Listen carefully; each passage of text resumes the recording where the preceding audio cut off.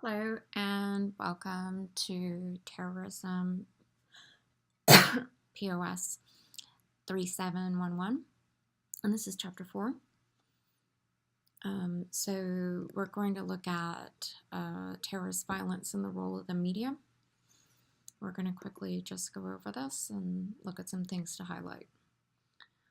So the things that this chapter covers, obviously, is the role of the media, and how terrorists might manipulate the media, and things that the media might need to consider when thinking about terrorist or extremist activity or political violence. So, mass communications and the terrorist message. So, mass communication includes printed material, audio broadcasts, video broadcasts, and expanding technologies such as the internet and social media.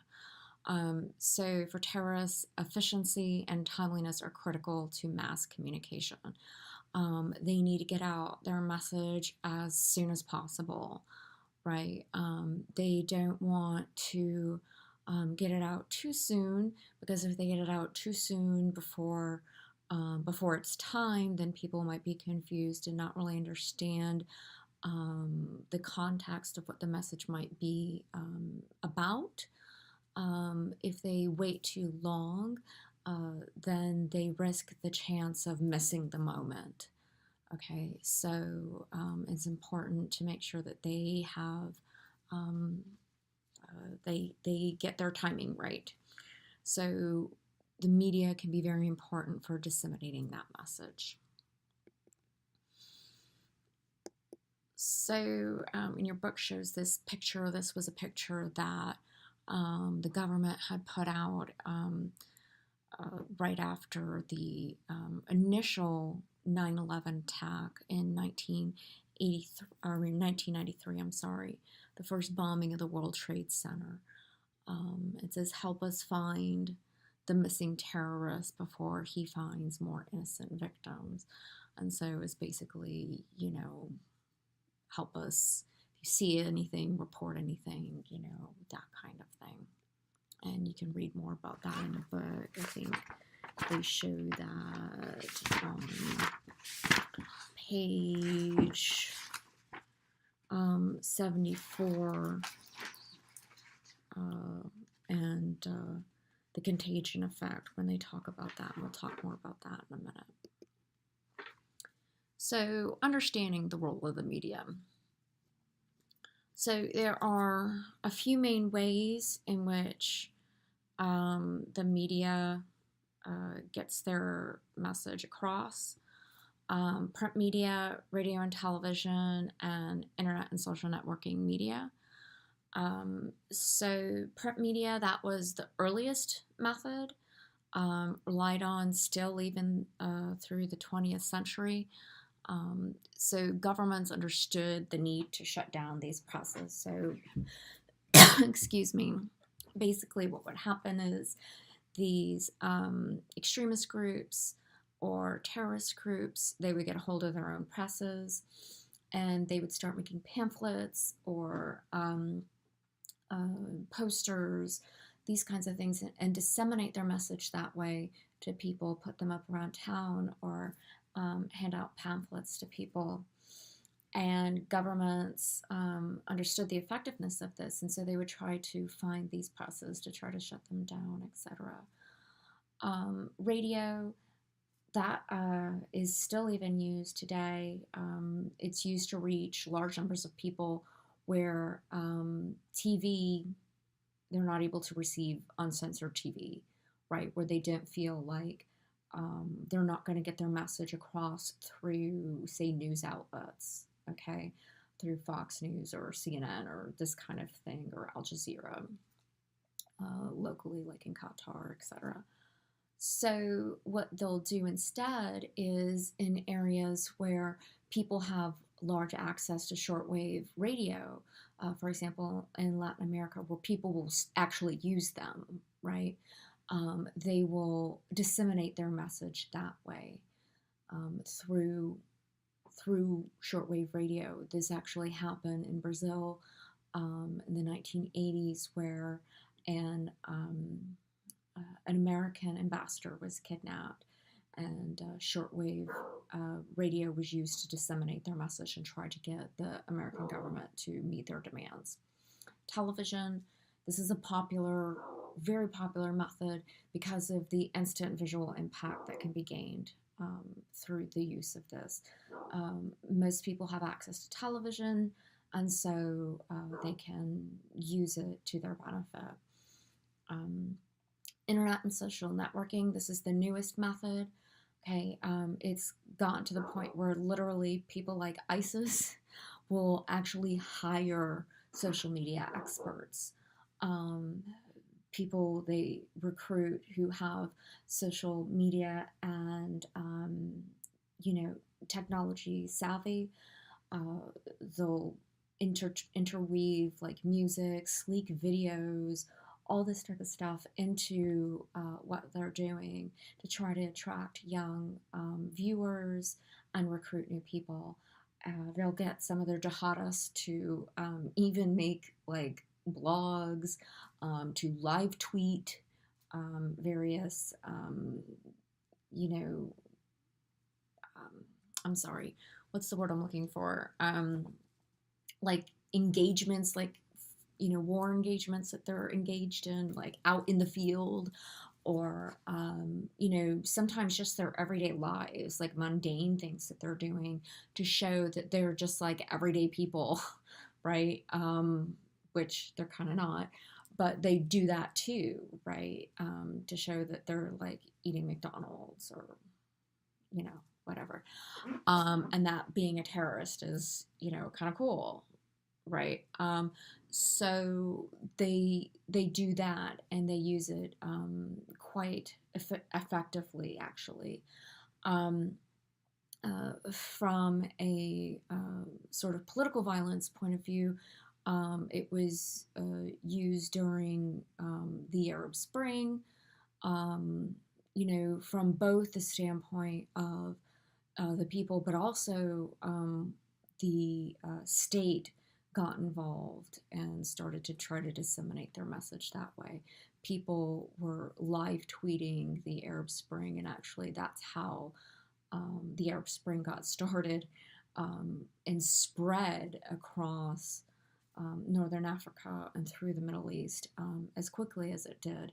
People were organizing through Twitter and getting together in groups and organizing to protest that way. It was highly effective, and posting videos of governmental violence, etc. But then the government was trying to counteract that and using social media as well to try to counteract the message. So, mass communications and the new media. So, new media uses existing technologies and alternative broadcasting formats to analyze and disseminate information. So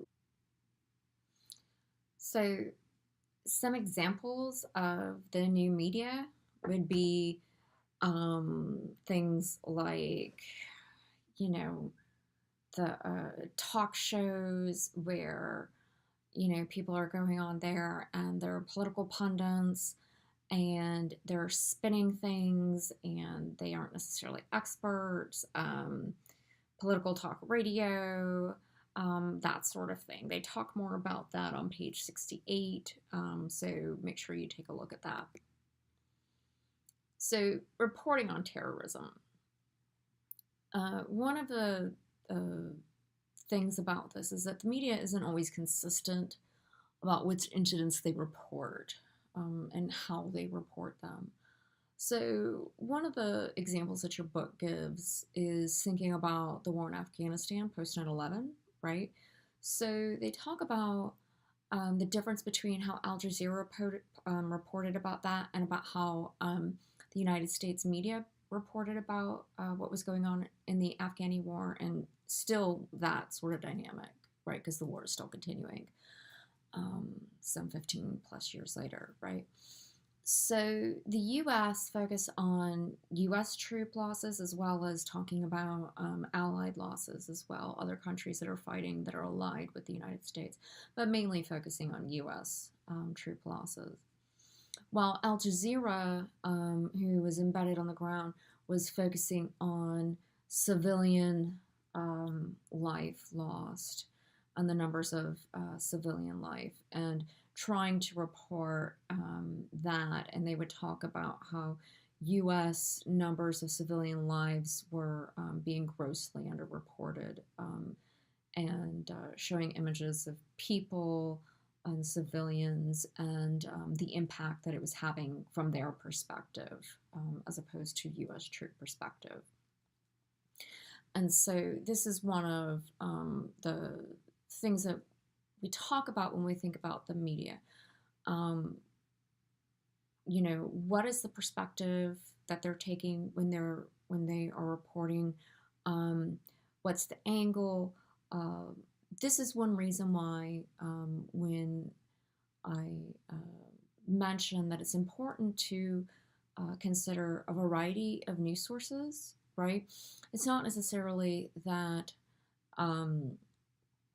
it's not important to consider U.S. losses in the war, right? But we also need to be looking at it from all angles, right? We also need to understand the other perspective and the loss of civilian life as well. So you get a more complete picture of what might actually be going on when you look at a variety of news sources rather than just say, you know, CNN or NBC or, you know, and definitely Fox, okay?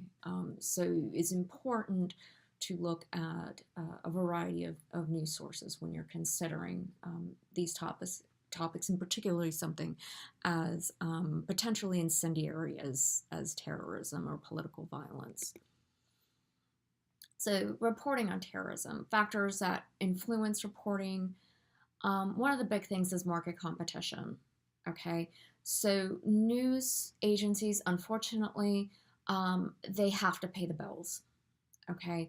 And unfortunately, some of them are more interested about the dollars and less interested than balancing truth and perspective and all of that than others are. You know, all of them, of course, are going to have to be concerned about paying the bills and shareholders and all of that. But some of them do try to, at least while they're doing that, do a little bit less spin that they mention here, media spin and all of that than others. So, for example, we've got this picture here of Bill O'Reilly talking about failing to confront Muslim terrorism, right? This is obviously a very incendiary way to think about this. It's something that the United States government, back beginning with George Bush, refused to characterize terrorism related to 9/11 in that way, because all research showed that if you, one, that not all Muslims are terrorists. That's an obvious thing that I hope we don't really need research to show, but, you know, research does show that. And that, too, if you're interested in trying to, from a counterterrorist perspective, solicit the help of people who happen to be Muslim, to get them to try to help you uncover who the terrorists actually are, say potential terrorists in, say, a particular mosque or this kind of thing. If they happen to know something and see something, if they, to encourage them to report it. By trying to label all Muslims as terrorists, you're less likely to get people to report things because they might be scared that they will be labeled a terrorist and potentially be thrown in jail as well. So this is one reason why the government, up until recently, refused to call things like radical Islamic terrorism and things like that, to even put the radical with that. In some instances could be seen as incendiary. So But definitely just blatantly calling it Muslim terrorism was done by Fox for purposes of creating that market competition, for carving out that niche, because they understood that certain members of the population found that attractive. They believed that, whether or not this is true. Um, uh, and so they wanted to attract that base of people for dollars rather than seeking truth. So this is one of the critiques of media that we have to consider. Another one is deciding which incidents to report. And this is true regardless of which source we're talking about: CNN, MSNBC, CBS, it doesn't matter, Reuters, which tends to be the most middle of the road. It can be difficult, especially when you're talking about something like this, where there can actually be, so many incidents per day. People tend to have, you know, uh, fatigue for these types of incidences, and you don't want to wear them down. There's lots of things to consider when you're a news agency and you're trying to make a list of which things to cover. There's only so much time in a day, etc. And there's lots of critique that goes into this. But at the same time, from the perspective of the people affected, they can look and say, oh, well, you're reporting on this instance over here, but what about these over here? Like the war in Yemen, or, these, again, the situation in Gaza, or, situations that might be going on with the Rohingya Muslims, or the situation with the Chinese Muslims right now. So there's tons of different circumstances that one might need to consider. Terrorist-initiated labeling. So this is another thing that the media has to consider, right?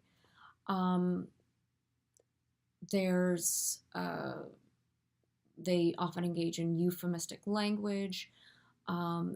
There's two things that they consider. They consider how they're going to label the enemy targets, and also themselves.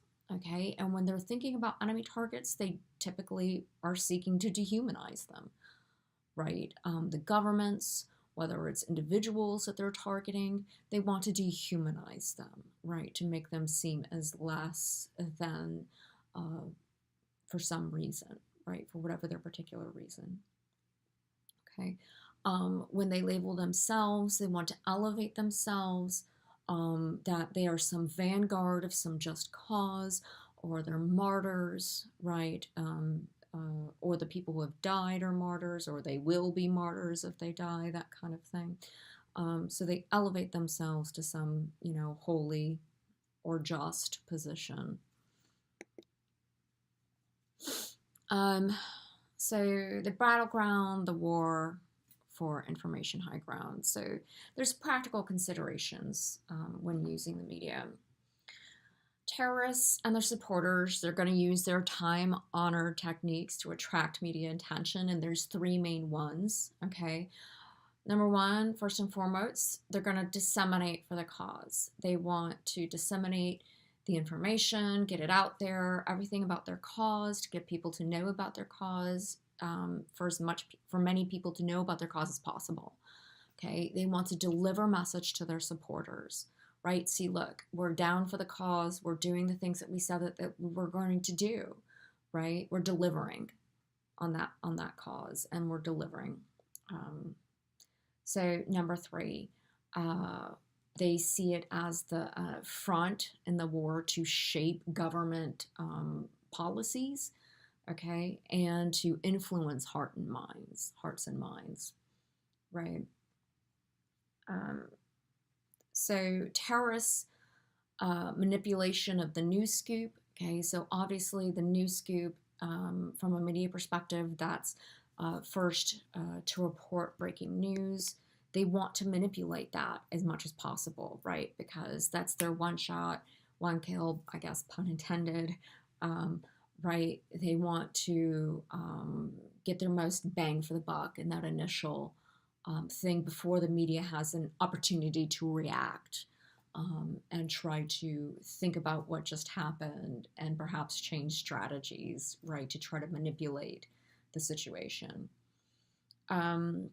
So sometimes what can happen is because the media is under so much pressure, particularly with these 24-hour news cycles, to get the news scoop first, to be the first there to report these incidences. Sometimes what can end up happening is they can inadvertently give too much exposure to these terrorist groups and end up disseminating the propaganda and having the net effect of being like a loudspeaker for their propaganda, for their message, and then end up sort of spurring recruitment and that sort of thing, and having this sort of bad effect that was not intended through that process, right? And so there are some points of criticism. So critics argue that journalists sometimes cross the line, okay, like I said, with disseminating the propaganda. And that critics argue that the media's behavior sometimes shifts from objectivity to sensational opinion during particularly intense incidences. I mean, sometimes, we're all human beings, and sometimes when things are, particularly intense, you may not be thinking clearly, okay? And you may just be saying what you're feeling without processing what the intent of the terrorist are, right? And so, you're just saying what you're feeling without, without thinking it through clearly, right? And seeing the forest for the trees, right? And that is exactly what the terrorists want. Okay, and so that's a very normal and human reaction to particularly horribly violent or particularly scary events sometimes. But again, this is something that terrorists want, and it can be an effect of this news scoop sort of 24-hour, 7 days a week cycle. So another one is critics argue that the ability of mass media to reach large audiences, when combined with the first two factors, leads to realignments in the political environment. So basically, we can think that sometimes what can end up happening is that the government can retool what its original plans were, right, based on these overreactions, and it can end up having a reverse, this sort of negative effect in the long run, okay? So your book will talk about some counterpoints to this, so just in interest of time, I'm going to continue, hold on. On page 72 is the counterpoints to that criticism, okay? So the new battleground, the war for information high ground. So information is power, the media as a weapon. Symbolism is at the center of most incidences, right? So again, we can think of the most obvious one, the biggest one in US history, 9/11. That was intended as symbolism, right? 9/11 was, or the World Trade Centers were the tallest buildings in the world at the time. They were the center for world trade, finances, etc., particularly in the United States especially, okay? And, at the time, supposedly, don't know how true this is, but supposedly uh,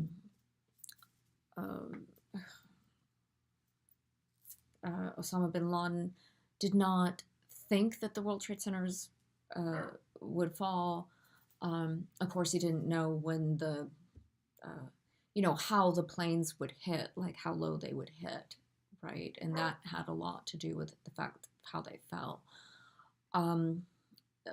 as well as the amount of fuel in them, the amount of paper, and all these things that were inside the buildings. But just the idea that they were hit and all of that was massive. Also, the hitting of the Pentagon, they had intended on also hitting the White House. The initial plan was they were supposed to hit about a dozen different U.S.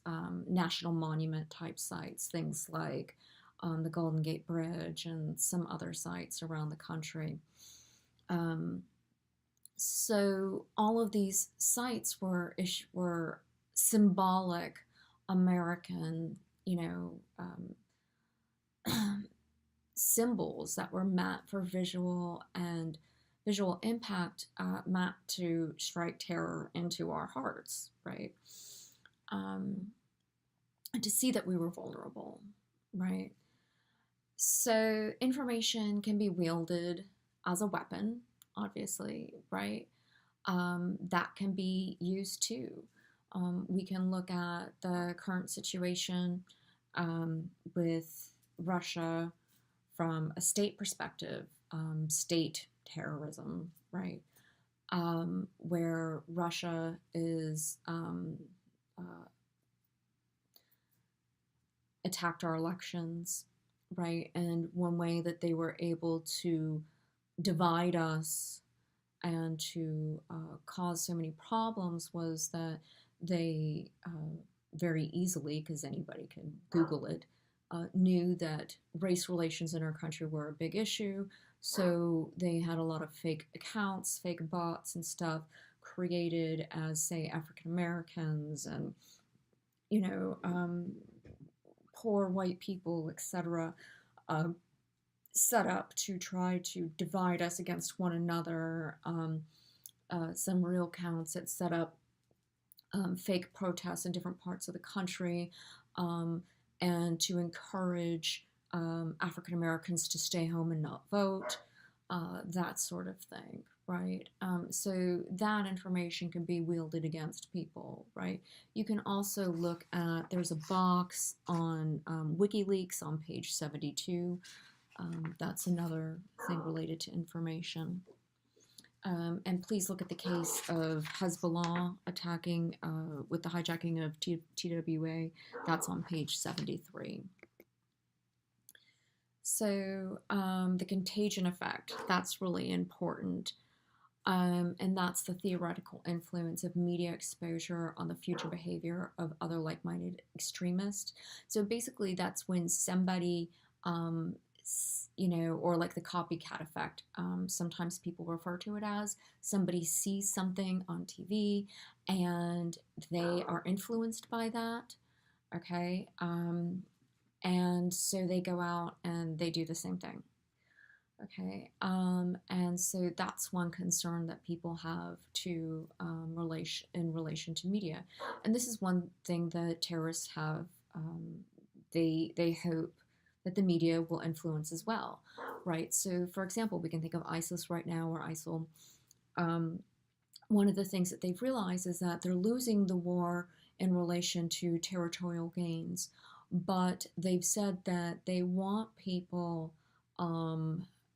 to, wherever they are, in whatever country they're in, to, if they're influenced and they want to engage in jihad, their form of jihad. Jihad is a loose word that means struggle, and it could be anything from trying to quit smoking, or just, trying to lose weight, or, trying to eat better or get better grades, to something as serious as this. So when I say jihad in that context, I'm talking about their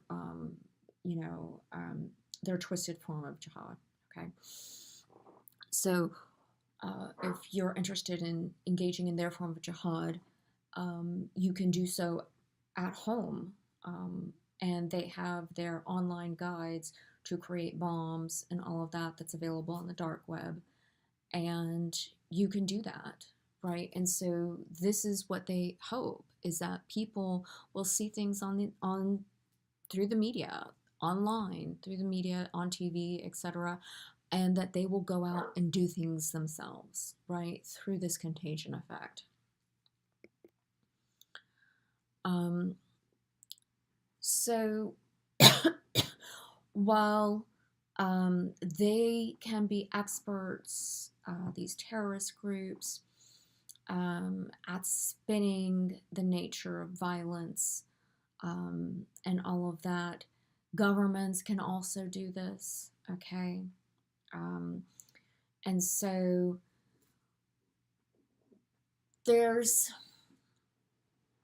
let me go back a little bit. So there's one thing that can happen, right? So you have this risk of backlash. If these terrorist groups are putting out their violence through the media, right? We can think of the example, oh gosh, what's his name? There was that American journalist who was beheaded by ISIS.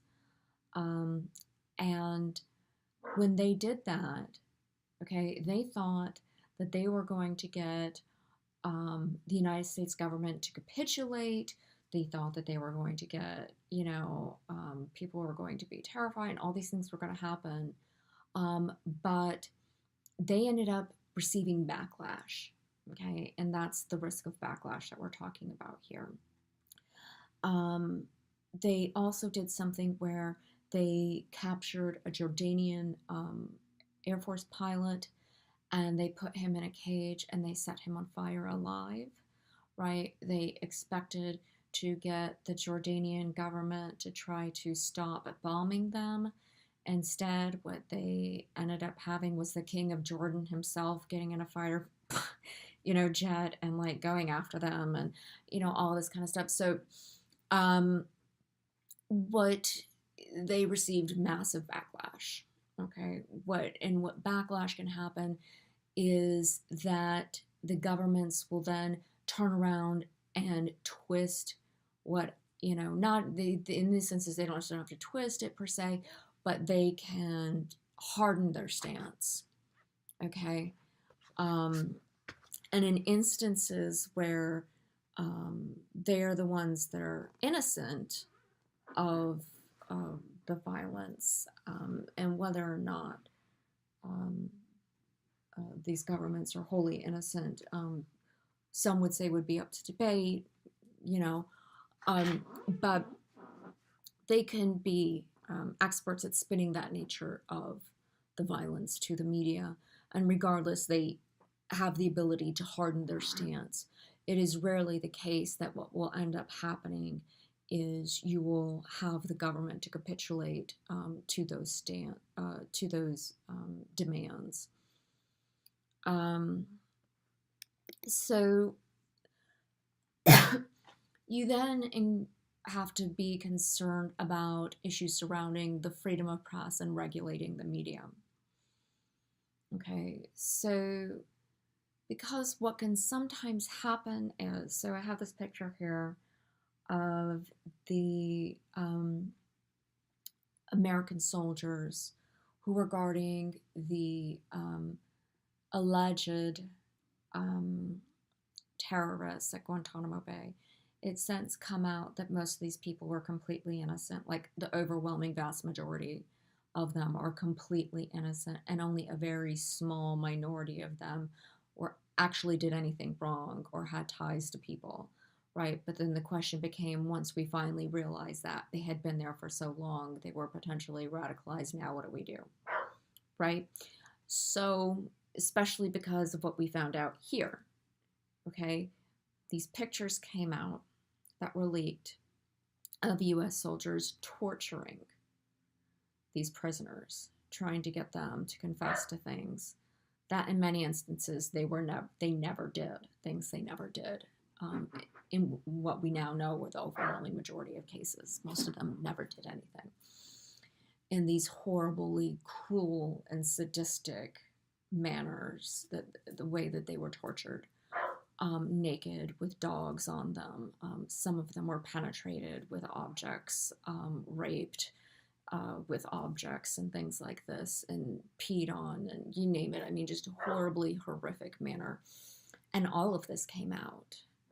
And so the question became, should those things have been released now, at this time, publicly, because that actually put us at more harm, right? Not that should the soldiers have been persecuted. Absolutely, the soldiers should have been persecuted.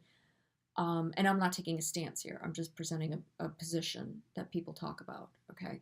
Some people say they should not have come out because it put our country at greater risk of terrorist threat, because people saw stuff like this, and it was actually proven to be a recruiting tool, okay? And that perhaps what should have happened was that these things not have been released by the press. The press probably should not have, even though they were leaked to the press should have probably just held on to them and not reported them, okay? And that the government was already, I guess, in the process of prosecuting these people, and just prosecute them on the down low and let them see the inside of prison walls, and the end, and 100 years from now, perhaps, let those pictures come out and let them be part of history, but not come out now. And so that's one of the debates that we talk about here, right? So this is the question of gatekeeping.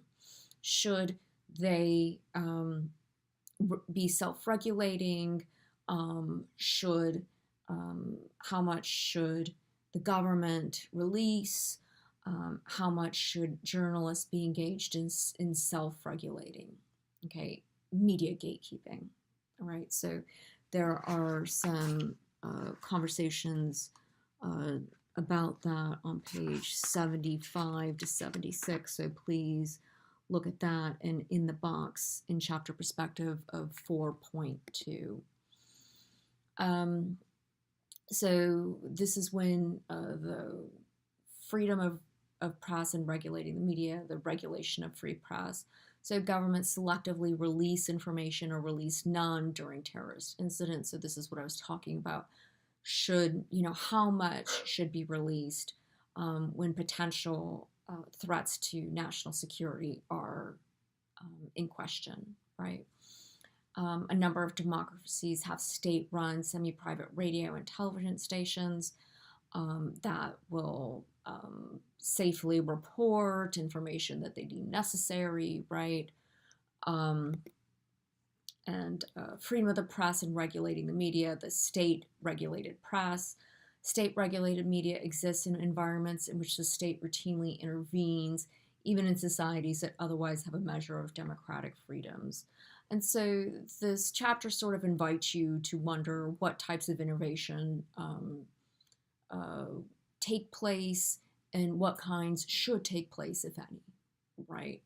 So anyway, so again, please have a look at the flashcards and all of that. There's a video by the author if you're interested in that. There's also some additional videos available to you as well in multimedia resources. If you have any questions, as always, please just send me an email and let me know. Thanks.